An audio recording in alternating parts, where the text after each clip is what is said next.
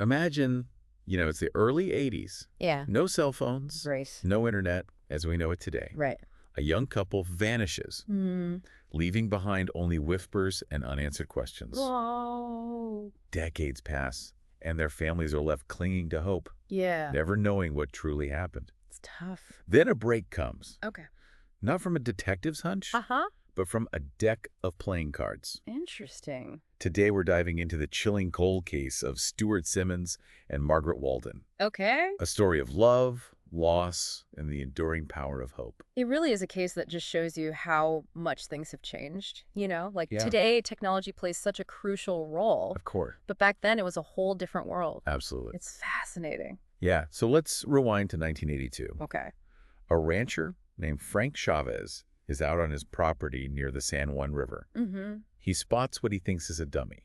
Yeah, he was looking for geese on an island in the river, and as he got closer, he realized with horror it wasn't a dummy at all. Oh my gosh. But the body of a young woman. I can't even imagine stumbling upon that scene. Yeah. What did investigators find when they arrived? Well, it was a puzzle from the start. Okay. The woman was wearing Wrangler jeans, a blue quilted jacket, a purple halter top, Wow. and a gold necklace with a heart and horn-shaped pendant. Okay. They also found a piece of paper in her pocket with a woman's name and a phone number from Farmington, New Mexico. So a potential lead right away. Yeah, it seemed promising, but when they contacted the woman, she couldn't provide any useful information about the victim. Oh, wow. She had no idea why her contact information would be with the deceased. So a dead end, and they still had no idea who this woman was. Exactly. And to complicate matters, the location of the body created a jurisdictional nightmare. Oh, no. The river in that particular spot formed the border between New Mexico and Colorado. Okay. So no one could definitively say which state had jurisdiction. That must have created quite a bureaucratic headache. You did. Yeah. Imagine you're a detective. Trying to solve a murder, Yeah. and you've got two states. Oh my gosh. Each with their own laws, Right. evidence procedures, Okay. and even budgets. The Collaboration becomes incredibly difficult. makes sense. Yeah. So how did they ultimately resolve that? Well, they eventually determined the body was just a few yards into New Mexico. Okay. The autopsy there ruled her death a homicide by strangulation, but with no identification, she remained Jane Doe. So they had a Jane Doe, a possible crime scene spanning 2 states, and very few answers. And just a month later, the case takes another tragic turn. Okay. A family walking along the San Juan River in Colorado found a badly decomposed body of a man, Oh, wow. just a mile downriver from where Jane Doe was discovered. Another mystery on their hands. Right. Did this man have any identification? No, he was fully clothed, Right. wearing corduroy pants, Converse tennis shoes, and a T-shirt with Lazy Bee Guest Ranch on it. Okay. But there was nothing to identify him. So another John Doe. He became John Doe. 2 bodies found so close together. Yeah. Within weeks of each other. Right. That must have sent chills down their spines. Yeah, it's quite a coincidence. Did investigators believe the cases were connected? Right away, they suspended a link. Okay. Witnesses recalled seeing a man and a woman matching the descriptions together in the area. Mm-hmm. Police sketches were released, Okay. and locals were interviewed. Right. But with no names and the jurisdictional issues, Yeah. the investigation was hampered. It's hard to imagine the agony for the families not knowing what happened to their loved ones. Absolutely. It's a different kind of loss than not knowing. Yeah. And sadly, with limited resources and no identities, both Jane and John Doe were buried in separate, unmarked graves in New Mexico. So the case went cold. Did any part of the investigation continue? Well, there was one thing. Oh. It was common practice back then to separate the skulls from the bodies Really? and keep them for facial reconstruction Okay. in hopes of eventually identifying the victims. That's a bit eerie, isn't it? It sounds strange now, Yeah. but it was the standard procedure in the 1980s. Right. They hoped that facial reconstruction might one day lead to their identities. Right. Unfortunately, this technique involved boiling the skulls to remove tissue, which, as you might guess, had major implications for future investigations. You're saying this technique, which was meant to help identify them, Right. actually hindered future investigations. Yes. How often did that happen? More often than you'd think. Really? DNA technology was still in its infancy, and they didn't realize that boiling the skulls would destroy any viable genetic material. So they were essentially stuck with the technology and knowledge of the time, hoping for a break. Exactly. And that break wouldn't come for another 26 years. Wow. Fast forward to 2008, Okay. a retired DEA agent named George Barter is drawn to the San Juan River case Okay. and decides to get back into detective work. A cold case calling his name after all those years. What happened next? Well, it's almost like fate intervened. Okay. His wife happened to get a job at the Archuleta County Sheriff's Department. Where George started helping out with some drug cases. Yeah. He got recertified as an officer. Okay. And when the opportunity arose to become a detective, he agreed on one condition. What's that? He wanted to work on the cold case. So he's officially on the case now. Where did he even begin? It had been decades, and there were probably mountains of paperwork, or in this case, maybe just dust. Well, that's the thing. When he started asking about the case, Right. he found out that very little work had been done. Wow. And shockingly, they couldn't even find the file. No file. Yeah, it's crazy. That's unbelievable. So how did he even get started? Well, his wife, Yeah. thankfully, made a Yeah. crucial discovery. She stumbled upon a small brown folder tucked away in a forgotten cabinet. Wow. It contained the initial reports, autopsy details, Okay. and witness interviews. Okay. A precious starting point. Talk about a stroke of luck. That must have been a huge relief. It was, and George, being the meticulous investigator he is, Contacted the New Mexico office of the medical investigator to request the full autopsy files. okay. That's when he learned something surprising about the victims' skulls. Okay, here's where it gets really interesting. Yeah. What did he find out? He was told that the skulls were separated from the bodies and stored in a museum. Wait, a museum? Yeah. That seems, I don't know, a bit disrespectful, perhaps. It does seem strange now, Yeah, but remember, this was the 1980s. right. The thinking was that they could use the skulls for facial reconstruction Oh. and potentially identify the victims. So he's dealing with the consequences of decisions made decades earlier. Yeah. Did this hinder his investigation? Absolutely. The facial reconstruction techniques back then involved boiling the skulls, Right. which, as we discussed earlier, Yeah, made DNA testing impossible. that's a major setback. What options did George have at this point? Well, he had to get creative, Right. He knew that if he wanted to identify the victims, he'd need to exhume their remains and try to extract DNA from the bones. Wow. It wouldn't be easy, but it was his only option. So he started with John Doe. Right.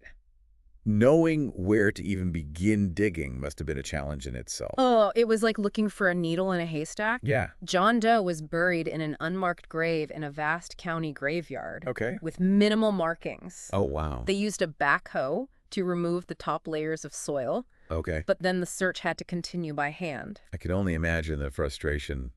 Did they eventually find him? It took a lot of persistence. Yeah. They actually dug up the wrong body 3 times Oh, my God. before they finally found the right one. Wow.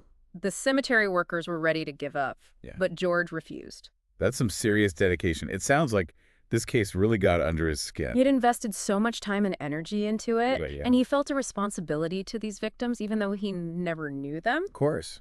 When they finally found the correct body bag, Yeah. the skull was missing, Okay. confirming it was John Doe. Okay. George sent the remains for DNA testing, and finally, after 32 years, John Doe had a name. Wow. Stuart Eric Simmons. After all those years, a name that must have been a powerful moment for everyone involved. It was a mix of emotions, for sure, sadness, relief, and a renewed determination to find out what happened to him. Yeah. But here's what's really fascinating. While George was working to identify John Doe, Right. Stuart's family had been searching relentlessly for him all those years. Wait, so his family had no idea what happened to him Nope. for over 3 decades? You see, Stuart was a sailor who went AWOL from the Navy back in 1982 Okay. after getting into some trouble. Right. His parents, Joanne and Bill Simmons, were frantic when he disappeared. Yeah. But they faced roadblocks at every turn trying to find him. We'll call it a roadblock. Because Stuart was considered a fugitive, Right. the Navy refused to file a missing persons report. Oh, wow. Even the local authorities in Georgia, where Yep. the family lived, Okay. couldn't help because Stuart was an adult who vanished in another state. So they were basically on their own left to navigate this bureaucratic nightmare with no official support. What did they do? They were determined to find their son. Okay. They hired a private investigator, reached out to America's Most Wanted, Wow. and even drove across California themselves, Oh, my God. putting up posters and searching for Stuart. Wow. They visited diners and restaurants because they knew Stuart had experience as a waiter. That's incredible. They never gave up hope. Yeah. It's heartbreaking to think that while they were searching high and low, his remains were in an unmarked grave in New Mexico. It really highlights the limitations of communication and information sharing back then. If this had happened today with social media and online databases, the outcome might have been very different. Absolutely.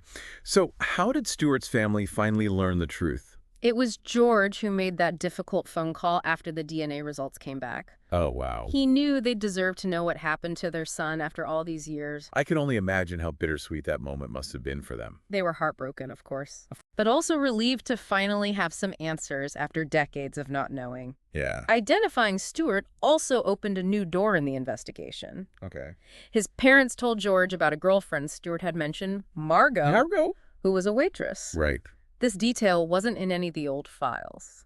So could this Margot be Jane Doe? Hmm. Could this be the break they needed to finally put a name to the other victim? That was George's hope. He secured a court order to exhume Jane Doe's remains. Okay. But locating her unmarked grave proved to be another challenge. You're kidding? Not another unmarked grave? How did they ever find her? This time they had some help. Okay. The Catholic priest who had buried Jane Doe back in the 80s remembered officiating the burial Okay. and led George and an FBI evidence recovery team to the approximate location. Okay. But even with the priest's guidance, it was a difficult search. What happened? Did they find the grave? They dug several post holes with no luck. Oh, no. Just as they were about to give up, George decided to go back to the church. To see if anyone else might remember something about the burial. Was that helpful? Well, you could call it divine intervention or just plain luck. Okay. But as he was leaving the church, he called a local officer to let him know they'd be continuing the search. And that's when things took a turn. Exactly. The officer on the other end of the line said, Love "Wait, that. I think I know exactly where your Jane Doe is." Hold on. How could he possibly know that? Years earlier, the officer and his cousin had been digging a grave for their grandparents in that same cemetery Right. and had accidentally unearthed a body bag. So they stumbled upon Jane Doe's burial site by pure chance. You can't make this stuff up. It's unbelievable, right? Wow. And thanks to that chance encounter, they were able to pinpoint the location of Jane Doe's grave. Okay. The body bag had the correct markings, Okay. and the skull was missing, just like John Doe's confirming it was her. What are the odds of that happening? Talk about being in the right place at the right time. So they exhumed the remains, and then what did they send them for DNA testing like they did with Stewart? They did, but this time there was no immediate match in the national DNA database. It seemed like they were back to square one. But surely there's more to the story. They eventually identified her. They did, and this is where the power of the internet and online communities really comes into play. Okay, now I'm intrigued. Tell me more. One day, George received an email from an amateur sleuth, Okay. someone who spends their free time online Yeah. trying to solve mysteries and connect the dots. Okay. This person believed that Jane Doe might be Margaret Walden from California. That's amazing. So someone out there just using their computer might have cracked this case wide open. Did this person have any evidence to back up their claim? The email was incredibly detailed, providing compelling reasons for the connection. Okay. George, cautiously optimistic, reached out to Margaret's sister Okay. and sent her photos of the jacket and necklace found with the body. And she recognized them. She did immediately. Oh. She confirmed that those items belonged to her sister, Margaret. She specifically remembered giving Margaret that necklace back in 1973. Oh, wow. That must have been such an emotional moment for her to see that necklace after all those years, knowing it belonged to her sister. It was a bittersweet moment for sure. It brought back a flood of memories, but also provided some closure. Of course. But they still needed DNA confirmation to officially identify Jane Doe as Margaret Walden. Did they get it? They did. The New Mexico Office of the Medical Investigator was able to obtain a partial mitochondrial DNA match, Okay. confirming with a 98.27% probability that Jane Doe was indeed Margaret Walden. This highlights how critical online communities and amateur sleuths can be in investigations. Was this becoming a trend at the time? It was definitely gaining momentum. Okay. The internet was opening up new avenues for collaboration and information sharing. Right. People from all over the world could connect and contribute to solving mysteries, even cold cases like this one. It's incredible to think that someone sitting at their computer miles away from the actual investigation could play such a crucial role in bringing closure to these families. It's a testament to the power of collective knowledge and the human desire to help others, even strangers. Thanks to the combined efforts of George, the amateur sleuth, and advances in DNA technology, both victims finally had their names back. But the question remains, who killed them and why? That's the part of the story that still haunts George to this day. Yeah. He was able to piece together some of their final days, Right. but the question of who committed these murders Right. and what their motive was remains a mystery. Well, let's dive into what George was able to uncover about those final days.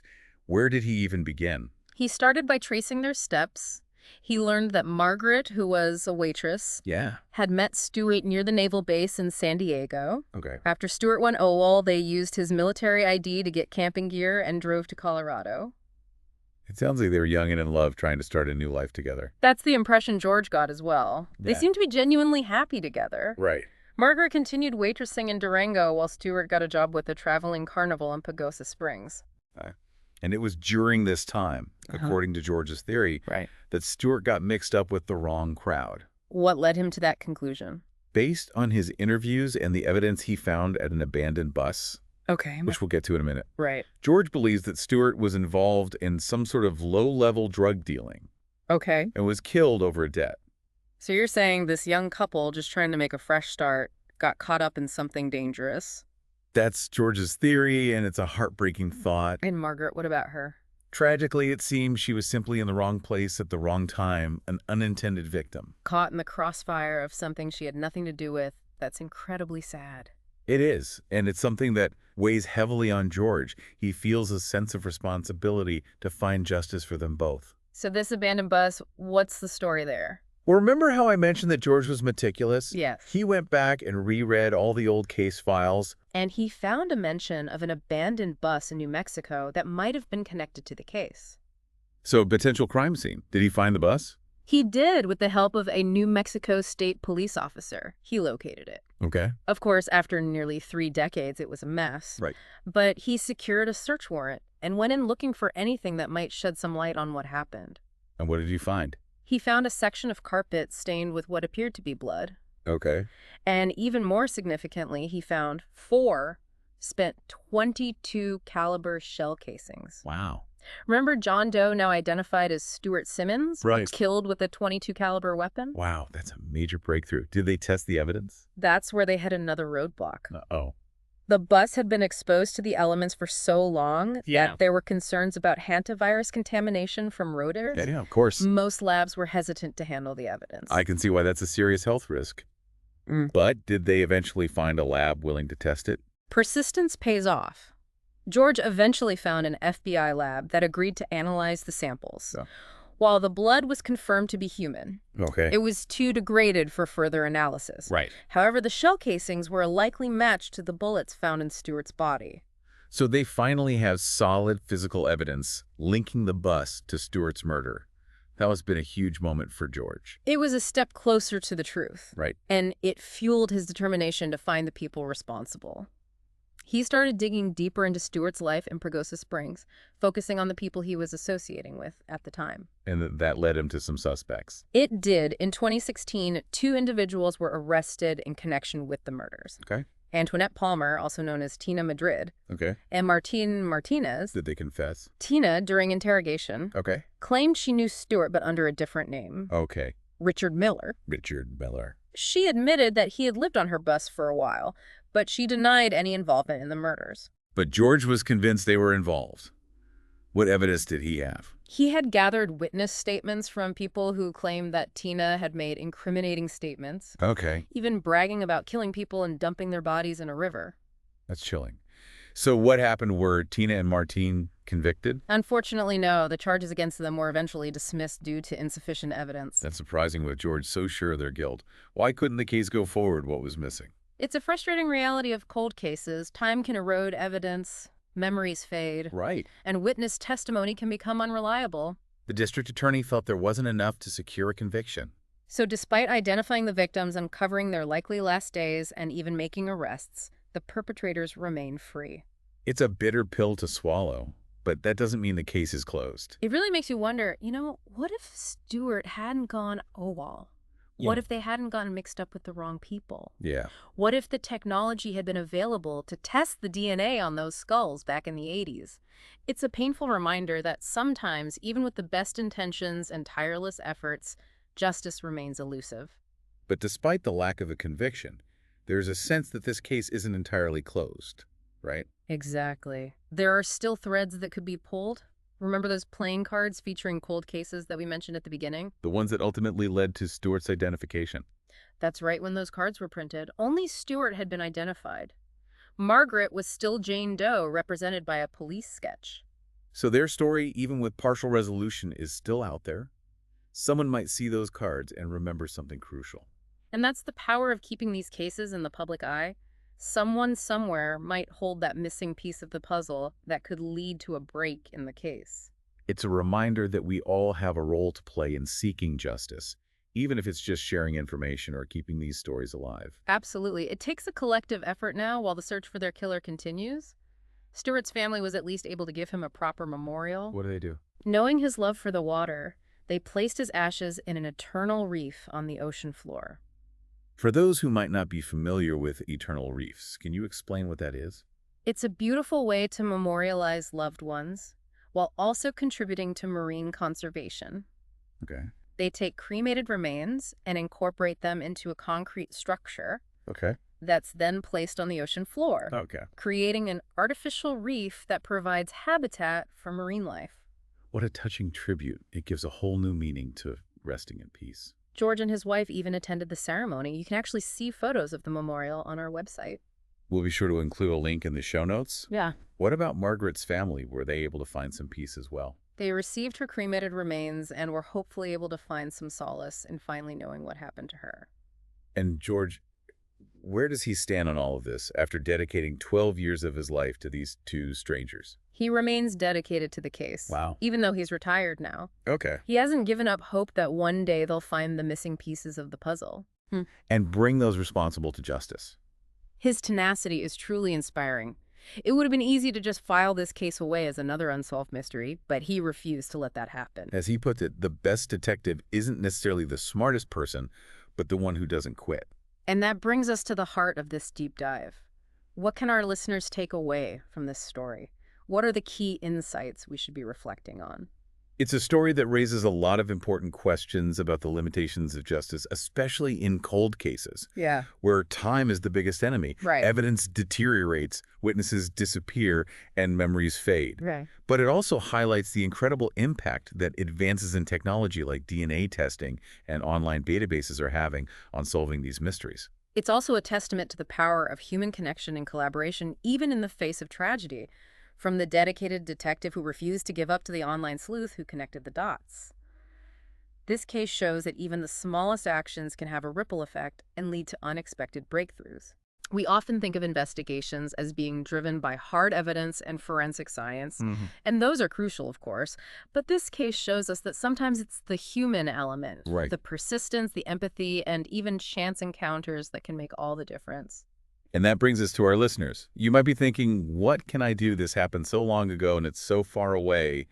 But you might be surprised by the impact you could have. Exactly. You never know what piece of information you might have, Right. what memory you might be holding on to that could help solve this case. Right. No detail is too small. Yeah. If anything about this story resonated with you if you lived in the area back then, Right. or if you remember seeing Stuart or Margaret, please don't hesitate to contact the Archuleta County Sheriff's Department. Their number is 970-264-8430.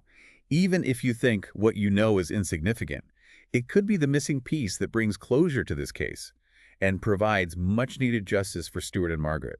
And beyond this specific case, this deep dive reminds us of the countless other unsolved mysteries and the families who are still searching for answers. Absolutely. Take some time to reflect on what you've heard today. Yeah. Think about the information you share online, the conversations you have, Right. and the ways you might be able to contribute to bringing closure to other families. This deep dive has been a roller coaster of emotions, heartbreak, frustration, but also hope and the incredible resilience of the human spirit in the face of unimaginable loss. It's a story that stays with you long after you've heard it, prompting you to think about the fragility of life, Yeah. the importance of connection, and the enduring search for truth and justice.